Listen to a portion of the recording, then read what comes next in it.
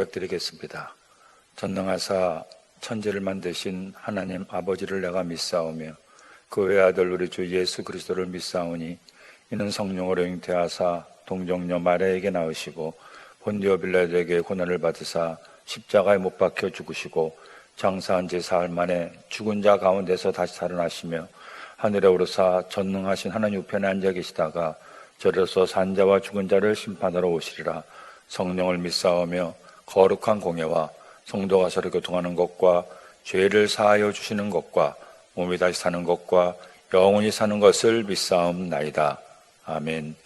참 좋으신 우리 주님, 오늘도 새날을 저희들에게 선물을 주시고 그 새날의 첫 시간에 주께 나와 주님을 예배하게 하심을 감사합니다. 오늘 이 시간 하나님 앞에 예배드리는 모든 성도님들 하나님 은혜가 임하게 하여 주시고 주의 말씀을 아멘으로 받아 말씀 따라 살아감으로 복받고 승리하고 주님 더 많이 닮아가는 주님의 자녀들 되게 하여 주옵소서. 부족한 종 주의 말씀을 전합니다. 주님 기뻐하시는 말씀 전할 수 있도록 종의 입술과 마음을 주장하여 주옵소서. 예수님의 이름으로 기도드립니다. 아멘. 믿음의 고백하겠습니다. 예수님 안에서 난 언제나 행복합니다. 예수님과 함께 기쁘고 즐겁게 삽니다. 그렇게 살아가는 우리 모두가 되기를 예수님의 이름으로 축원합니다. 하나님 말씀 열왕기상 17장 1절 말씀을 보겠습니다. 열왕기상 17장 1절 말씀을 함께 읽겠습니다. 길르앗에 우거하는 자 중에 디셉 사람 엘리야가 아합에게 말하되 내가 섬기는 이스라엘 하나님 야훼께서 살아계심을 두고 맹세하노니 내 말이 없으면 소년 동안 비도 이슬도 있지 아니하리라 하니라. 아멘. 함께 그 말씀을 중심으로 하나님의 사람 엘리야 이 같은 제목으로 하나님 말씀 나누고자 합니다. 오늘 새벽에 교회를 가기 위해서 차를 타고 나오는데 문득 밤하늘을 보니까 둥글고 밝고 큰 보름달이 둥들어 떠 있었습니다. 어찌나 달이 밝은지 천지가 환해지는 느낌이 있었습니다. 또 문득 생각해 보니 한 2, 3일 전에 이번에는 낮에도 달을 얼핏 보았는데 그때는 달이 아주 희미하게 반달처럼 보였습니다. 낮에는 달이 뜨기는 뜨지만 저렇게 희미하구나 생각했는데 밤에 달이 뜨니 얼마나 밝은지 모르겠습니다. 제가 곤독의 시절만 해도 서울에서 별들을 볼 수가 있었습니다. 북두칠성도 볼 수가 있고 오리온 자리도 볼 수가 있고 북극성도 찾을 수가 있었습니다. 한 번은 제가 인왕산에 밤 늦은 시간에 있었는데 그 인왕산 산 꼭대기에서 밤하늘을 보고 깜짝 놀랐습니다. 서울 밤하늘에 어찌나 별이 그렇게 많고 밝은지 마치 별에서 쏟아지는 것 같은 느낌을 가지기도 했습니다. 왜 그렇게 밤에는 별도 달도 잘 보입니까? 어둡기 때문이죠. 어둡기 때문에 그 어둠 속에서 달도 밝은 빛을 발하고 별도 그 멀리 떨어져 있지만 반짝반짝 빛을 내면서 자신의 존재를 알리고 있습니다. 엘리야는 제가 성경에 나오는 수많은 인물들 가운데 가장 존경하는 분 중에 한 분입니다. 엘리야의 용기, 엘리야의 믿음, 엘리야의 열정, 엘리야의 주님을 향한 그 헌신적인 충성, 이와 같이 엘리야의 믿음과 엘리야의 삶은 밤하늘에 빛나는 별처럼 반짝이고 우리를 비추고 있습니다. 왜 그런지 아십니까? 바로 엘리야가 활동하던 그 시기에 왕이었던 아합과 왕비 이세벨이 그만큼 악했기 때문입니다. 전 이스라엘 왕국을 통틀어서 남유다 왕국과 북이스라엘 왕국을 통틀어서 가장 악한 왕이 아합이었고 이 아합 시대가 이스라엘 왕국의 역사 가운데 가장 하나님을 멀리 떠난 영적인 어둠의 시대였기 때문입니다. 그런 영적 어둠의 시대에 하나님은 엘리야를 택하시고 그 엘리야를 통해서 하나님의 구원의 빛을 비추시고 의의 빛을 비추게 하신 것이었습니다. 그러므로 이제 오늘부터 우리가 이 엘리야의 삶과 엘리야의 믿음을 통해서 본받아야 것이 무엇인가를 함께 나누기를 원합니다. 엘리야처럼 하나님을 깊이 사랑하고 엘리야처럼 세상이 아무리 가득한 어둠으로 뒤덮여 있다고 하더라도 하나님의 의의 빛을 바라는 성도 여러분 되기를 예수님의 이름으로 축원합니다. 자, 이제 하나님께서는 먼저 1절로 7절 말씀에 엘리야를 세우시게 됩니다. 1절 말씀을 함께 읽겠습니다. 길르앗에 우거하는 자 중에 디셉 사람 엘리야가 아합에게 말하되 내가 숨기는 이스라엘 하나님 야훼께서 살아계심을 두고 맹세하노니 내 말이 없으면 수년 동안 비도 이슬도 있지 아니하리라 하니라. 오늘 말씀 보니까 엘리야를 소개하고 있는데 엘리야가 어떤 경력을 가졌는지, 엘리야의 부모가 누군지, 엘리야가 어떤 가문의 사람인지 그런 얘기하고 있지 않습니다. 딱 한 사람 엘리야를 얘기하는데 엘리야의 고향 디셉 사람인 것만을 말씀하고 있죠. 중요한 것은 엘리야가 당시 무소불위의 능력을 가지고 있었던, 힘을 가지고 있었던 아방에게 하나님의 말씀을 전하는 내용입니다. 엘리야는 자신의 말을 정하지 않습니다. 자신의 생각 따라 왕에게 말한 것이 아닙니다. 하나님의 말씀을 받아서 그 말씀을 담대하게 전했습니다. 아방이 어떤 존재입니까? 하나님을 떠나고 우상을 숭배했던 왕이었습니다. 그런데 그런 아합에게 하나님께서 수년 동안 비가 내리지 않게 할 것이라고 말씀하셨다고 그 말씀을 전하니 사실 이것은 엘리야가 자신의 목숨을 건 행위였습니다. 자칫 아방이 노예에서 그를 잡거나 죽이면 꼼짝없이 죽을 판이었는데 그런 생명을 걸고 하나님의 말씀을 전하는 것입니다. 엘리야의 삶을 보면 엘리야가 보통 사람이 아님을 알고 있는데 가장 확연하게 드러나는 엘리야의 성정은 바로 그의 용기와 담대함이었습니다. 죽음도 두려워하지 않고 담대하게 왕과 맞서 싸우는 그의 용기. 누가 그를 도와준 것도 아니었습니다. 혼자 일당 100으로, 일당 450으로, 일당 850으로 그렇게 하나님을 의지하고 하나님을 위해서 싸웠던 엘리야의 열정을 만날 수가 있습니다. 이렇게 엘리야가 예언의 말씀을 전하자 이제 그의 생명이 위협에 처하게 됐습니다. 처음에는 아방이 그 말을 듣고 안 믿었죠. 뭐 설마 그럴까 하고 생각했습니다. 하지만 그의 말처럼 몇 년 동안 비가 오지 않으면 이스라엘 나라는 그야말로 절단나 버리고 맙니다. 지금도 이스라엘은 비가 거의 오지 않는 사막성 기후인데 그때도 마찬가지였습니다. 그저 하늘의 비만 기다리고 비가 내려야 풀이 자라고 풀이 자라야 양떼를 먹일 수가 있고 또 농사를 지을 수가 없는데 비가 오지 않으면 온 나라가 큰 기근에 빠지고 어려움에 처하기 때문에 이것이 계속되면 그 모든 화살이 엘리야에게 올 수가 있죠. 결국 하나님께서는 그런 엘리야를 피하게 하십니다. 먼저 2절 5절 말씀을 보니 엘리야를 그리 시냇가에 숨게 하시죠. 하나님 말씀을 읽겠습니다. 야훼의 말씀이 엘리야에게 임하여 이르시되 너는 여기서 떠나 동쪽으로 가서 요단 앞 그리 시냇가에 심고 그 시냇물을 마시라. 내가 까마귀들에게 명령하여 거기서 너를 먹이게 하리라. 그가 야훼의 말씀과 같이 하여 곧 가서 요단 앞 그리 시냇가에 머물매. 하나님의 말씀이 또 엘리야에게 맺습니다. 엘리야의 말씀들을 보면 엘리야가 계속해서 하나님의 말씀에 따라 순종했음을 보여주고 있습니다. 먼저는 하나님의 말씀이 엘리야에게 맺습니다. 왜 그 당시 많고 많은 사람 가운데 엘리야에게 하나님의 말씀이 임했습니까? 그만큼 엘리야가 하나님을 믿고 신뢰하고 하나님을 향하여 그의 영적인 귀가 열렸기 때문입니다. 그러므로 우리가 주님 믿으며 살면서 꼭 해야 될 일이 있습니다. 언제나 주님께서 내게 말씀하시는 말씀에 귀를 기울이고 그 말씀에 따라 순종하는 여러분 되기를 예수님의 이름으로 축원합니다. 더구나 엘리야는 하나님께서 직접 말씀하셨지만 이제 우리에게는 하나님께서 이미 주신 생명의 말씀, 성경 말씀이 있습니다. 그러므로 이 성경 말씀을 날마다 가까이 하고 이 성경 말씀을 내 마음으로 받아서 말씀대로 순종하는 삶, 그것이 엘리야를 닮아가는 삶이요 엘리야처럼 하나님께 칭찬받는 믿음의 삶을 살 수가 있게 되는 것입니다. 엘리야는 이번에도 하나님 말씀을 받아서 하나님 말씀에 따라 요단강 앞에 있는 그리 시냇가에 숨게 됩니다. 거기서 시냇물을 하시고 하나님께서 까마귀를 통해서 먹이게 할 것임을 말씀하고 있죠. 그 말씀에 따라서 그가 그리 시냇가에 머물자 놀라운 일이 일어났습니다.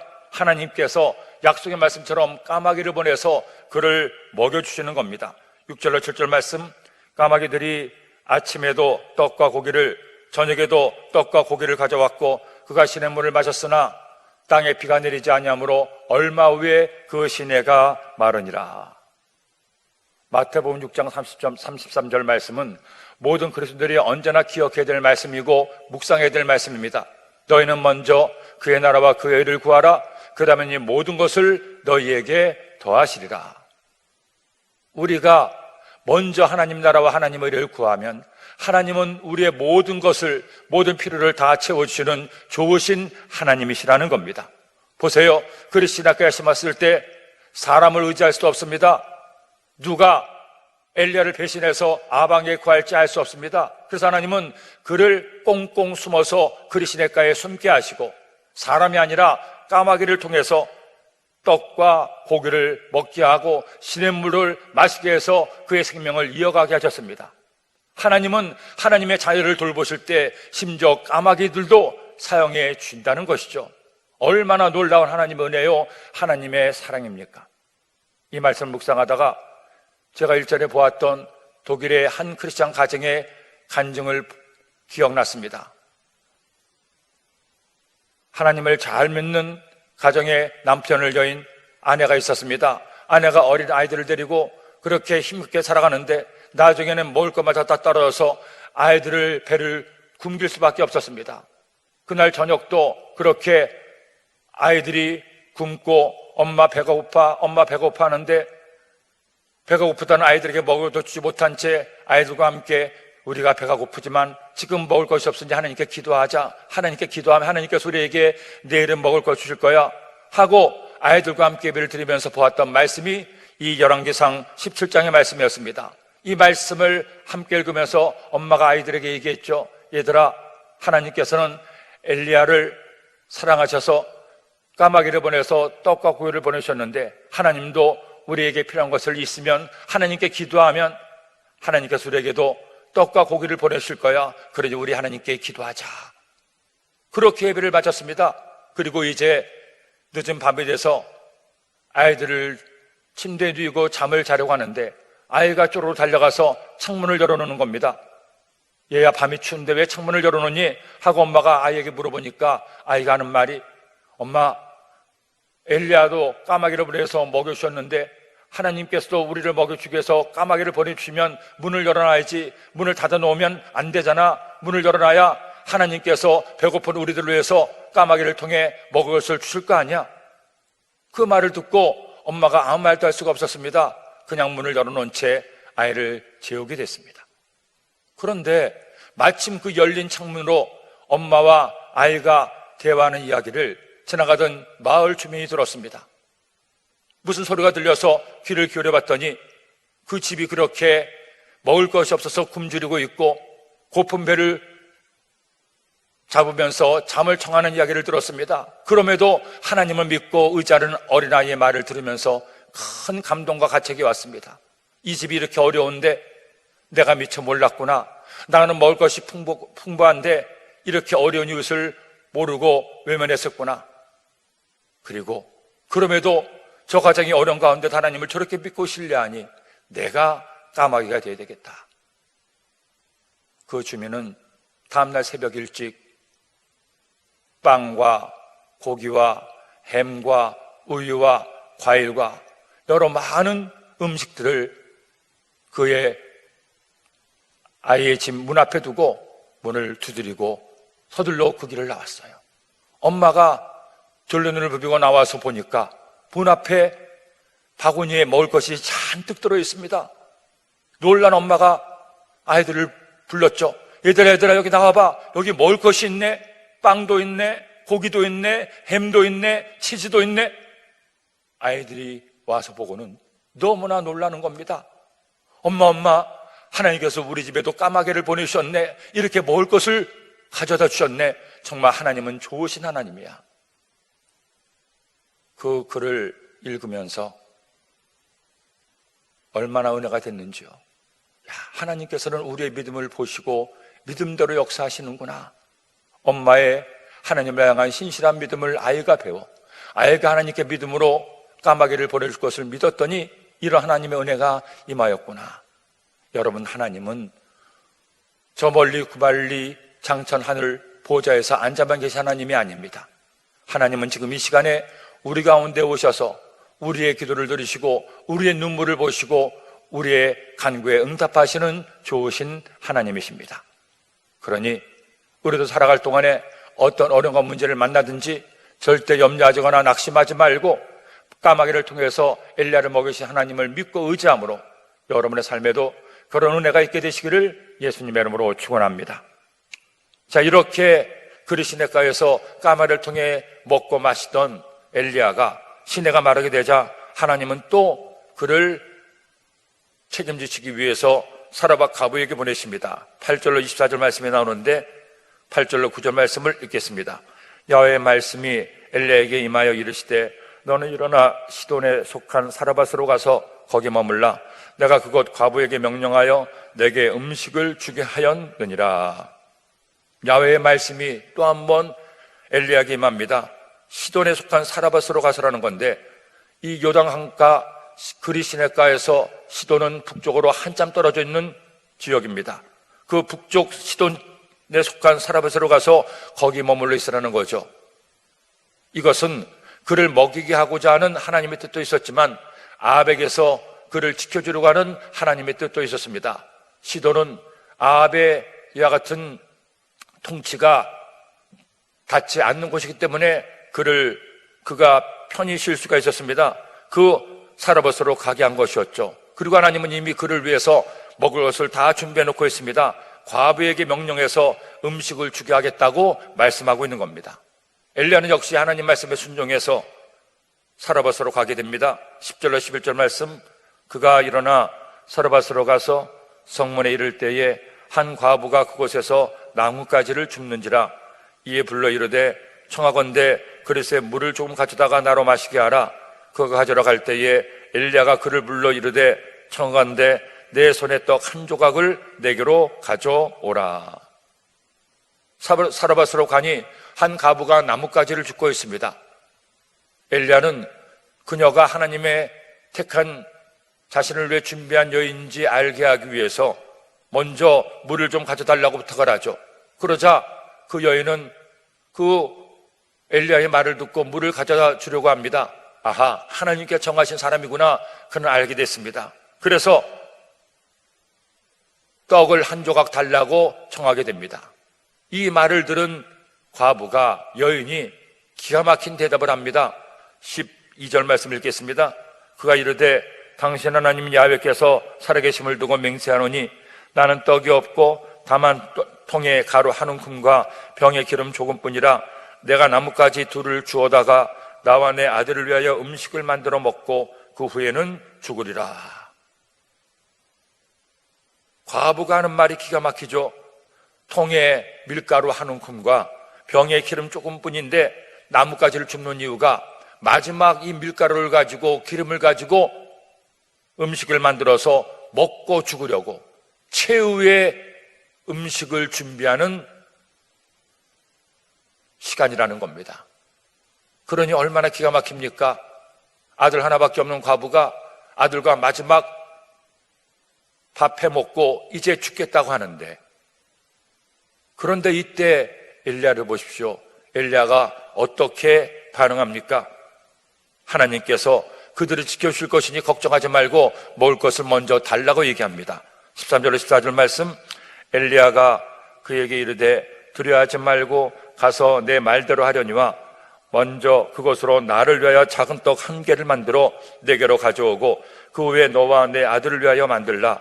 이스라엘의 하나님 야훼의 말씀이 나 야훼가 비를 지면에 내리는 날까지 그 통에 가루가 떨어지지 아니하고 그 병에 기름이 없어지지 아니하리라 하셨느니라. 네가 가서 마지막 음식을 만드는 거 좋다. 근데 먼저 그것을 만든 다음에 나에게 작은 떡 하나를 갖다 주어라. 그러면 하나님께서 가뭄이 끝날 때까지 통에 가루가 떨어지지 않고 병에 기름이 없어지지 아니할 것이라 말씀했습니다. 어느 면에서 보면 아주 매정한 말이 아닙니까? 마지막 먹고 죽을 양식인데 그것을 달라는 것이죠. 하지만 이 말은 매정한 말이 아니라 과부와 그의 아들을 살리는 말이었습니다. 그들은 그것만 먹고 죽게 되는데 먼저 하나님께 드리게 되면 하나님은 그것을 축복의 씨앗으로 받으시고 통에 가루가 떨어지지 않고 병에 기름이 없어지지 않게 복을 내려주시겠다는 것입니다.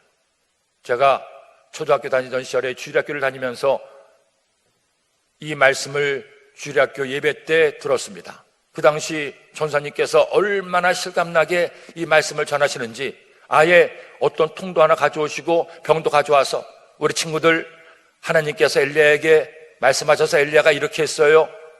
병에 기름이 떨어지지 않을 것이고 하나님께 먼저 떡을 해서 엘리야에게 드리면 하나님께서 통에 가루도 떨어지지 않게 했는데 정말 그 말씀대로 됐어요 하고 말씀을 전하는데, 저는 잘 못 전하고 있지만 그때 그 전사님은 얼마나 말씀을 실감나게 잘 전하시는지 어린 마음에도 야, 정말 저런 일은 할까? 저런 일은 할까? 나도 한번 해볼까?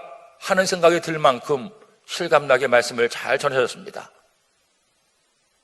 그때 그 말씀을 들으면서 아하, 하나님은 하나님께 기쁨으로 드리면 필요한 것을 다 주시는구나 하는 생각을 하고 제 마음에 믿음이 생겨났습니다. 여러분, 성경에 하나님께 복을 받은 원리는 다 똑같습니다. 마태복음 7장 12절의 말씀에 나오는 것처럼 누구든지 남에게 대접을 받고자 하는 대로 먼저 남을 대접하라. 대접받는 것이 먼저가 아니고 대접하는 것이 먼저입니다. 누가복음 6장 38절 말씀 너무나 잘 하시잖아요. 주라, 그리하면 너에게 줄 것이니 곧 후이되어 누르고 흔들어 넘치도록 하여 너에게 안겨 줄 것이라. 먼저 주면 그 다음에 더하여 준다는 겁니다. 더구나 우리가 먼저 하나님께 나를 드리면 우리에게 주실 때 어떻게 주십니까? 후이되어 누르고 흔들어 넘치도록 하여 안겨 줄 것이라는 거죠. 우리가 드린 것은 하나인데 하나님께서 주시는 것은 30이고 60이고 100이고 만입니다. 얼마나 하나님께서는 배포도 크시고 그리고 우리를 사랑하시는지 몰라요. 갈라디아서 6장 7절도 말씀하죠. 사람이 무엇으로 심든지 그대로 거두리라. 그러므로 여러분, 우리가 하나님께 복을 받기 원하십니까? 하나님께 복을 받기를 원하기 전에 하나님 은혜 감사해서 먼저 나를 드려보세요. 먼저 내 시간을 드리고 내 기도를 드리고 내 물질을 드리고 내 사랑을 드리고 내 마음을 드리면 하나님은 받으시고 우리에게 더 넘치게 채워주십니다. 이런 은혜가 여러분의 범사에 있게 되기를 예수님의 이름으로 축원합니다. 더구나 많을 때 넉넉할 때 드리는 것보다 없을 때, 힘겨울 때, 어려울 때 이 사로밭 가부처럼 마지막 남은 그것을 하나님께 먼저 드리면 하나님은 참으로 기뻐하시지 않겠습니까? 그렇게 해서 가부가 하자 하나님께서 말 그대로 복을 주십니다. 15절로 16절 말씀 읽겠습니다. 그가 와서 엘리야의 말대로 하였더니 그와 엘리야와 그의 식구가 여러 날 먹었으나 야훼께서 엘리야를 통하여 하신 말씀같이 통에 가루가 떨어지지 아니하고 병의 기름이 없어지지 아니하니라. 여러분, 하루 이틀이 아닙니다. 가뭄이 3년간 들었습니다. 그리 시냇가에 숨어있다가 사르밧으로 간다고 해도 최소 2년은 되지 않았겠습니까? 그 기간 동안에 하나님께서 하나님의 종을 엘리야를 섬기고 먹인 사르밧 가부와 그의 가솔들을 먹이고 입히도록 살아갈 수 있도록 통의 가루가 병의 기름이 떨어지지 않게 하신 거예요. 역시 순종이 최고입니다. 순종이 제사보다 낫고 하나님 말씀을 듣고 따라가는 것이 우리의 어떤 지혜와 경험보다도 더 앞선다는 것이죠. 자, 이렇게 하나님께서 이 가족을 살려주시고 하나님의 종도 살려주시는데 또 한 번의 문제가 생깁니다. 가부의 아들이 급사하게 됩니다. 17로 18절 말씀, 2일 후에 그 집 주인 되는 여인의 아들이 병들어 증서가 심히 위중하다가 숨이 끊어진지라. 여인이 엘리야에게 이르되 하나님의 사람이여 당신이 나와 더불어 무슨 상관이 있기로 내 죄를 생각나게 하고 또 내 아들을 죽게 하려고 내게 오셨나이까. 과부에게서 아들은 전부잖아요. 남편이 있습니까? 다른 가족이 있습니까? 아들 하나 믿고 의지하고 살았는데 아들이 갑자기 세상을 떠난 겁니다. 그러니 가부가 누구에게도 하소연할 수 없고 옆에 있던 엘리야에게 왜 이런 일이 있게 됩니까?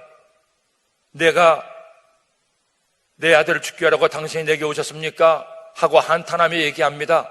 근데 사실은 과부의 아들을 죽게 하라고 하는 것이 아니라 죽은 과부의 아들을 살리시려고 하나님께서 엘리야를 보내신 거죠.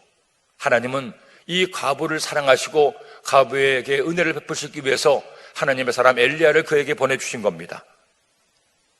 엘리야가 그 과부의 처절한 탄식을 보고 듣고 마침내 하나님 앞에 기도합니다.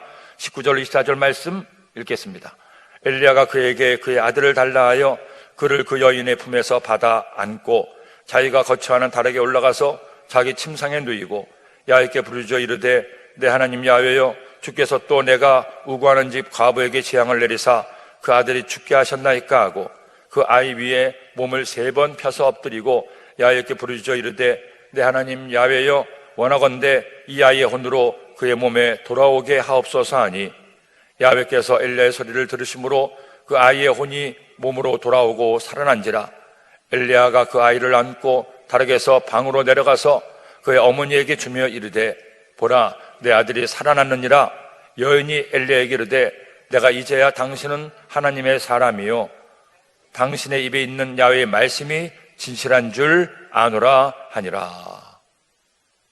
과부의 아들을 자신의 처소에 데려 올려다가 그 아이의 몸에 3번씩 펴서 엎드리고 하나님께 간절히 기도합니다. 저는 이 엘리야가 과부의 아들을 위해서 기도하는 장면을 보면서 정말로 간절히 기도하는구나. 아니 이 사라밧 과부의 아들을 살릴 때뿐 아니라 나중에 비가 오게 할 때에도 그리고 갈멜산에서 하늘에서 불이 내리게 할 때도 엘리야의 기도를 보면 엘리야의 기도는 간결하면서도 간절함이 담겨 있습니다. 그 간절함이 묻어있는 기도를 오늘 이 말씀을 통해 보게 됩니다. 아이의 몸에 3번 펴서 엎드리고 하나님께 간절히 기도하는 엘리야. 놀랍게도 죽은 아이의 혼이 다시 돌아와 살아났습니다. 구약의 말씀 가운데 엘리야만큼 놀라운 기적을 행한 선지자가 없습니다. 모세 정도나 될까? 그러나 모세도 죽은 사람을 다시 살리진 않았습니다. 하나님께서 10번째 재앙으로 장자를 죽게 했지 죽은 자를 살게 하는 기적이 없었습니다. 신약에서도 예수님께서 죽은 나사로를 살리신 기적을 먼저 보여주는 것처럼 엘리야가 그 당시 하나님께 얼마나 귀하게 쓰임받고 하나님 능력을 행했는가를 볼 수가 있죠.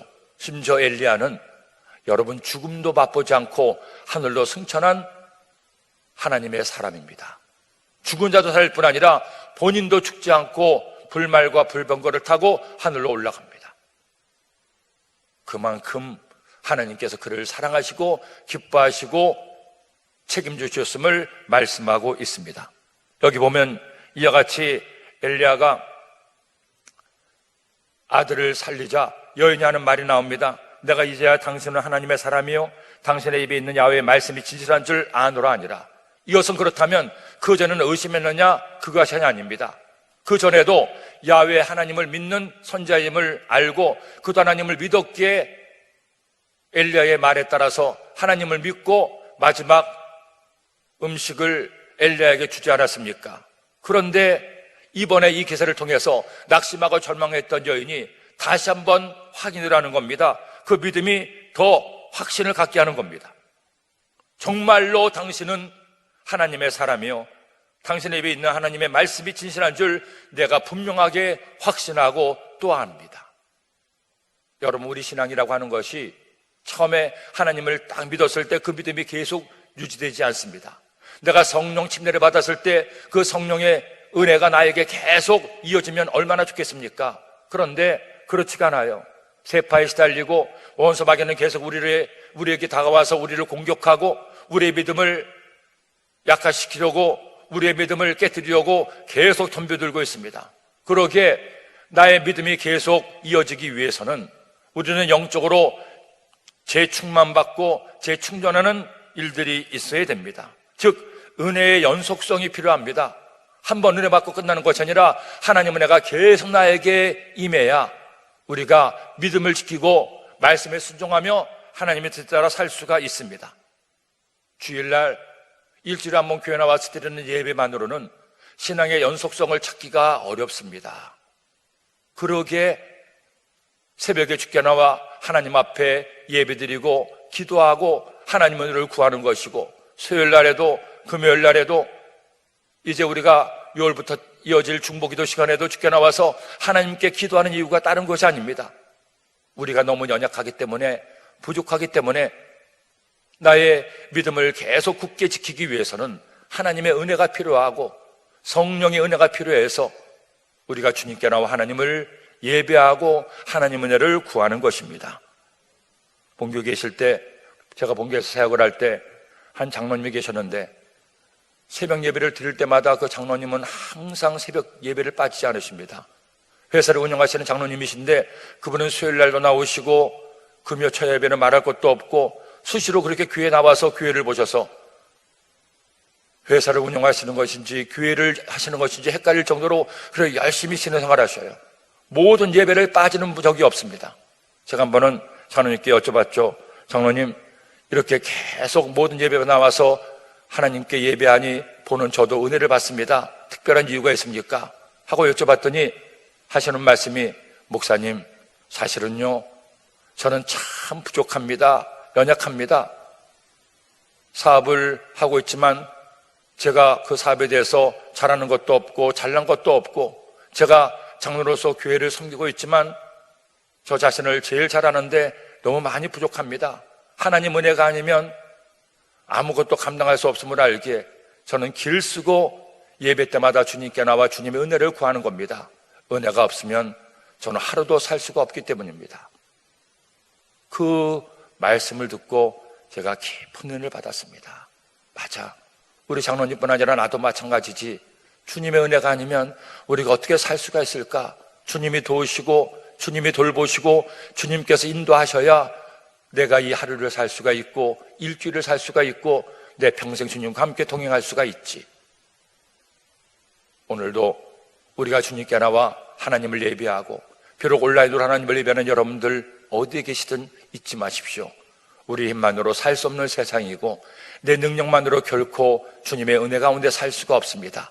주님의 날마다 우리를 도우셔야 하니 때마다 시마다 주님께 나와 주님을 예배하고 하나님께 무릎 꿇고 기도해서 하나님이 살아계시고 우리와 함께 하시고 나의 가는 길을 인도하심을 믿고 의지하고 주님의 뜻대로 사는 성도 여러분 되기를 예수님의 이름으로 축원합니다. 기도드립니다. 하나님 아버지, 고맙습니다. 감사합니다. 사라박 가부가 마지막 남은 통의 가루와 병의 기름을 가지고 하나님께 드렸을 때 하나님께서 받으시고 은혜와 축복을 더하사 그들을 먹이시고 살리심을 알게 하시니 감사합니다. 우리도 한평생 살면서 엘리야처럼 하나님 말씀에 순종하고 사라박 가부처럼 헌신해서 하나님께 복받고 승리하는 주의 백성 되게 하여 주옵소서. 그런 오늘 하루 되게 하시고 그런 우리의 평생 되게 하여 주옵소서. 오늘도 귀한 예물 드린 손길마다 주님께서 30배, 60배, 100배, 만배로 갚아주시고 더 큰 물질의 복을 받아 더 많이 베풀고 나누며 주님의 나라를 위해 쓰임받는 주님의 일꾼들 되게 하여 주옵소서. 예수님의 이름으로 기도드립니다. 아멘.